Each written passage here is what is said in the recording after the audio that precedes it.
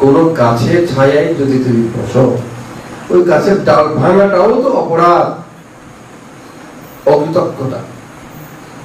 সুতরাং কারো কাছে যদি এক রাত ঘুমাবার সুযোগ পাও, কারো কাছ থেকে যদি এক মুঠো খাবার, একটুকু খাবার জলও যদি খাও, সে তোমার উপকারী, কল্যাণকারী ভাবতে হবে।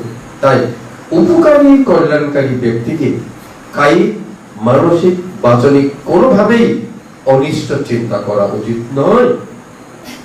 যারা ভেবে অনিষ্ট চিন্তা করবে তারা জগতে অসৎ ব্যক্তি বলে পরিচিত।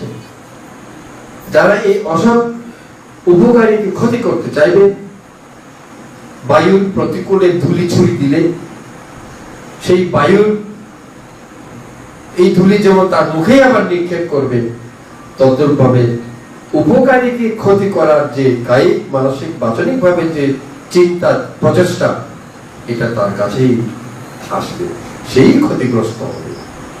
উপকারী কিছু হবে না। এই অপকারী ব্যক্তি জগতে লৌকিক লোকোত্তর কোন সুখ লাভ করবে না। আসলে আমাদের ভগবান বুদ্ধ সেই কারণে বলেছেন, পৃথিবীতে কৃতজ্ঞ ব্যক্তির সন্তান দুর্লভ, অকৃতজ্ঞ অনেক আছে। অকৃতজ্ঞতা যেখানে সেখানে পাওয়া যাবে। আপনারা ভেবে দেখলেই পাবেন, আপনাকে কেউ ক্ষতি করতে চায় অথবা অতীতে ক্ষতি করেছে, এখনো হয়তো আপনাকে ক্ষতি করার ষড়যন্ত্র করছে। আপনার অপরিচিত কোনো ব্যক্তি নয়। আপনারা চিন্তা করলেই পাবেন সে ব্যক্তি হয়তো আপনার কাছে সাহায্য দিয়েছিল কোন এক সময়, সেই আপনার শত্রু এখন। ইহা জগতের নিয়ম।